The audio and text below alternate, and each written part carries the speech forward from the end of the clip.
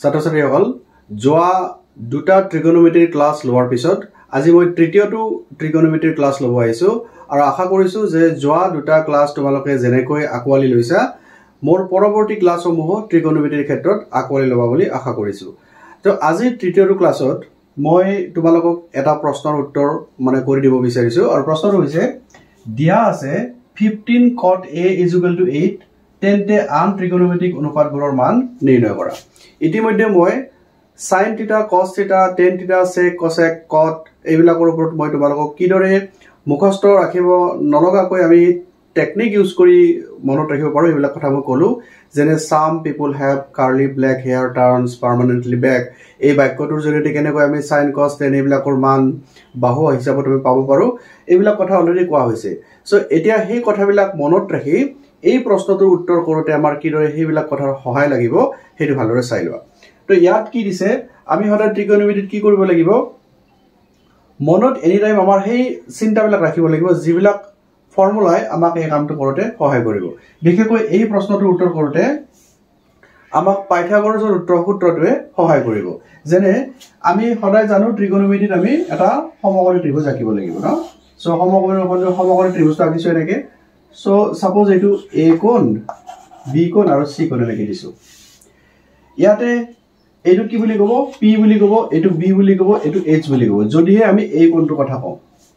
এইটো কোণৰ কথা ক'লে কিন্তু এইটো ভূমি বুলি ক'ব,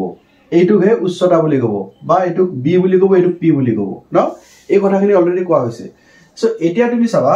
15 cot a = 8 এই যিখিনি দিয়া আছে এইখিনি দিয়া তথ্যৰ ওপৰত ভিত্তি কৰি আমি আন ট্ৰিগনোমেট্ৰিক অনুপাত কেইটা কৈছিলো 6টাৰ কথা কৈছিলো। sin cos tan cot sec cosec এই 6টা কোৱা হয় আমাৰ ট্ৰিগনোমেট্ৰিক অনুপাত। সো এই ট্ৰিগনোমেট্ৰিক অনুপাত অলৰেডি কটৰ মানটো তোমাক দিয়া আছে তেনেহলে বাকি কেইটাৰ মান কিদৰে উলিয়াব লাগিব আমি শিকিব লাগিব। পৰীক্ষাত কিন্তু তোমাক যদি দিয়ে মাত্ৰ দুটা বা এটাৰহে মান উলিয়াব দিব, কিন্তু মই ইয়াতে তোমালোকক আটাইকেইটাৰে মান উলিয়াই দেখাই দিম, তেতিয়া নিশ্চয় এটা বা দুটাৰ কাম কৰিব পাৰিবা। সো আমাৰ সলিউশনটো এনেকৈ আৰম্ভ হ'ব যে দিয়া আছে 50 ইনকে লিখিরা দিয়া আছে কি দিয়া আছে যে 15 cot a = 8 এইখিনিৰ পৰা আমি কিদৰে আমি আগবাঢ়িম চাবা। ইয়াত কি দিয়া আছে 15 cot a = 8। সো আমাৰ cot a কি হ'ব 15 টো এইফালে আহিব। সো 8/15 হৈ গ'ল। এতিয়া আমাৰ এই প্ৰশ্নটোৰ উত্তৰ কৰোতে আমি ট্ৰিগনোমেট্ৰি সেই বাহুৰ অনুপাতবিলাকৰ সহায় ল'ম। গতিকে আমি জানিব লাগিব যে cot a বুলি কওঁতে চাবা ইয়াত a কোণ কৈছো নহয়, আমি কৈছো এইফালৰটো হ'ব লাগিব। তো আমি নামটো অলপ বদলাই দিম দেই। ইয়াতে চাবা এইটোক আমি a কম, এইটোক b কম, এইটো c কম। যিটো কোণৰ কথা কম সেই কোণটো ইয়াত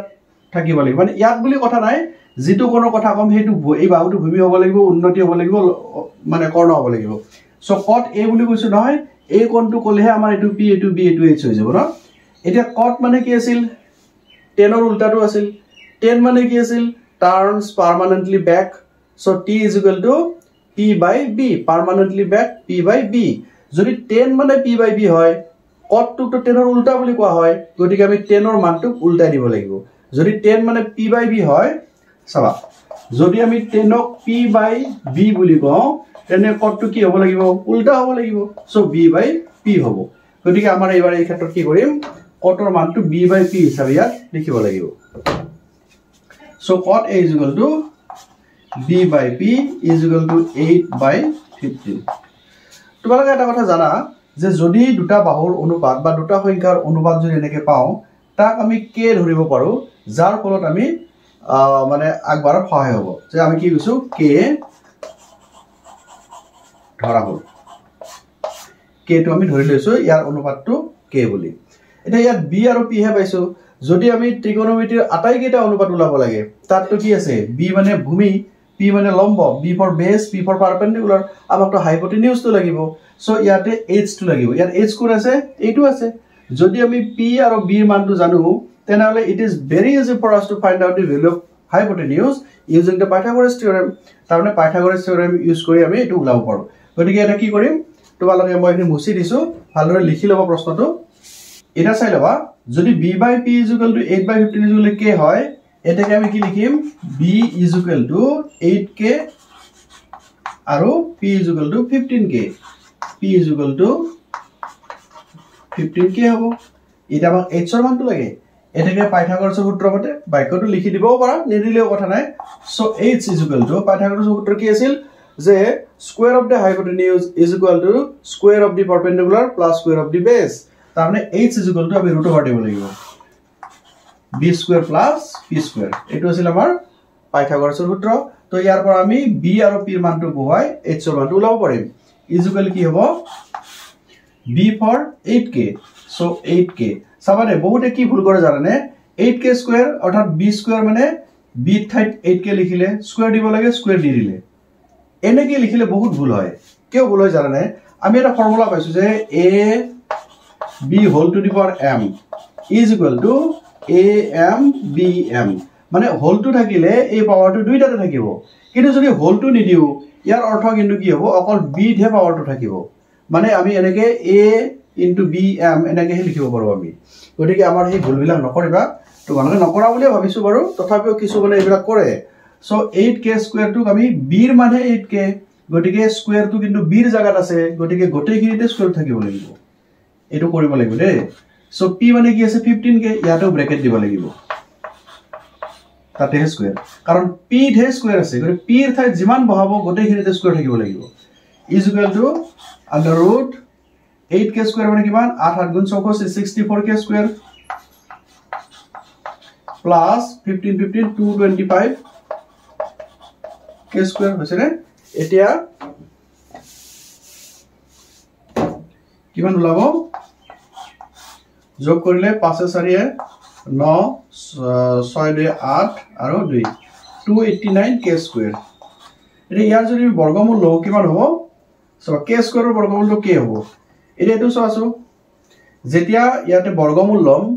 সংখ্যাটোৰ এককৰ ঘৰত 9 আছে তেৰলে বৰ্গমূলত কি হ'ব লাগিব এককৰ ঘৰত নিশ্চয় 3 থাকিব লাগিব কাৰণ 3 3 গুণে 9 হ'ব লাগিব আৰু 7 হ'ব পাৰে 7 7 গুণ 49 হ'ব পাৰে সো 3 7 হ'ব পাৰে আৰু কি হ'ব পাৰে 3 আৰু 7 তো কি হ'ব পাৰে এটা আমি চাম এটো 15 15 গুণ 225 পাইছিলো 16 16 গুণ 256 গৰে 17 17 গুণ হোৱাৰ চান্স আছে তোমালোক চাই লবা এটো 17 মানে বৰ্গমূল হলে 17k হৈ যাব k স্কয়াৰৰ বৰ্গমূল k এটো তোমালোক কালি এটা কথা কৈছিলো নহয় মই যে যোগ বিয়োগ থাকিলে বৰ্গমূল লব নোৱাৰি ইয়াতো যোগ বিয়োগ চিন নাই সো এনেকে এটা এটা আমি লব পাৰো তো তিনটা ভ্যালু পালো b পালো 8k p পালো 15k আৰু h পালো 17k মই সুবিধাৰ কাৰণে ইয়াত লিখি দিছো চাবানে b is equal to 8k p is equal to 15k আৰু h is equal to 17k হৈছে এটা মই মুছি দিছো তাৰ পিছত বাকি ভ্যালুখিনি উলাই দিম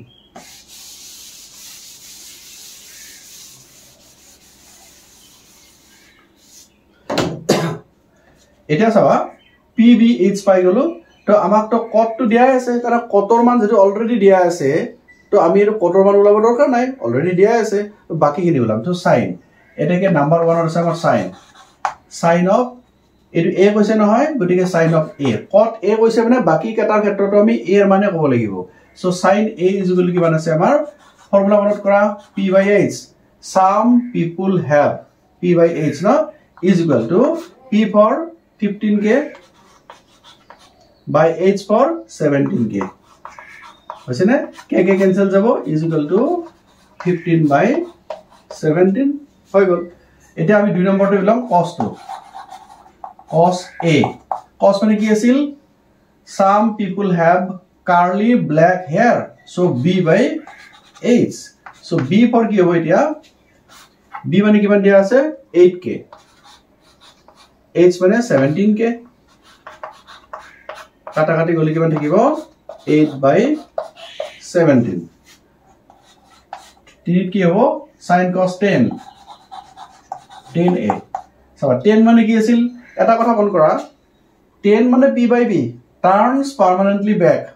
কিন্তু যেহেতু cot a এর মানটো দিয়া আছে তাক উল্টা দিলে কিন্তু 10 এর মানটোই হৈ যায় এটো ধৰ মই p by b লিখি দিছো চিন্তা কৰিব নালাগে p by b লিখি দিছো turns permanently back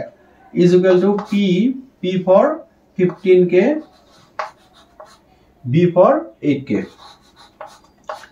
কিমান হ'ব 15/8 সো কটটো ওলাব নালাগে কটটো অলৰেডি আমাক দিয়া আছে সো এবাৰ আমি সেকৰ মান ওলাব sec a is equal to sec মানে কি আছিল cosৰ উল্টাটো sec আছিল cos মানে যদি b/h হয় sec মানে কি হ'ব h/b হ'ব নহয় তে এইবাৰ কি আসলে এবাৰ নিলিখিলে হ'ব কাৰণ cos টো কিমান পাইছো 8/17 যদি sec মানে cosৰ উল্টাটো হয় তেনে এই ভগ্নাংশটো উল্টাই দিম 8/17 উল্টাই দিলে কি হ'ব 17/8 হৈ যাব বাকি আর নিলিখিলে হ'ব তাৰছত 5 নম্বৰতে আছে আমাৰ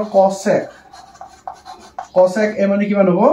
এটো লিখিবও পাৰা নিলিখিলেও কথা নাই cosec টো sinৰ উল্টা sin মেলে পালো 15/17 তা উল্টাই লিখি হ'ব 17/15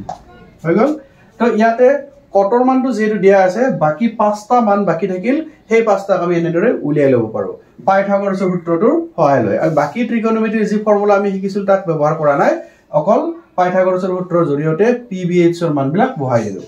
তো এনেকুৱা প্ৰশ্ন পৰীক্ষাত এই গতিবিলাক ওলাব তোমাক নিশ্চয় নিদিয়ে কেতিয়াবা হয়তো এটা দিব বৰ বেছি দুটা দিব পাৰে তাতকে বেছি নিদিয়ে যেনে ধৰা cot a সমান ইমান হলে sin a ৰ মান নিৰ্ণয় কৰা তেনেকুৱা দিব পাৰে বেলেগকে কিন্তু নিদিয়ে সো তেনে অৱস্থাত এনেকৈ উত্তৰটো কৰিব লাগিব আশা কৰিছো তোমালোকে বুজি পাইছা বাৰবাৰ প্ৰেক্টিস কৰিবাছো আৰু লগতে তোমাৰ লেসনত থকা এনেকুৱা ধৰণৰ যি প্ৰশ্ন আছে কৰিবলৈ চেষ্টা কৰিবা কাৰণ চোৱা ত্ৰিকোণমিতিৰ যিখিনি লেসন ইয়াত বা যিখিনি এক্সাৰসাইজ দিয়া আছে ইয়াত কিন্তু গোটেইকিটা প্ৰশ্ন কৰি দিলে কিন্তু বাকি কথা ক'বলৈ তোমাৰ সময় নাথাকিব মোৰ সেই গতিকে মই নিয়মবিলাক বুজাই দিছো তোমালোকে ঘৰত ভালদৰে প্ৰেক্টিস কৰিবা কিবা অসুবিধা হলে মোক কমেন্টত সুধিবা মই চেষ্টা কৰিম তোমাক উত্তৰ দিয়াৰ কাৰণে ঠিক আছে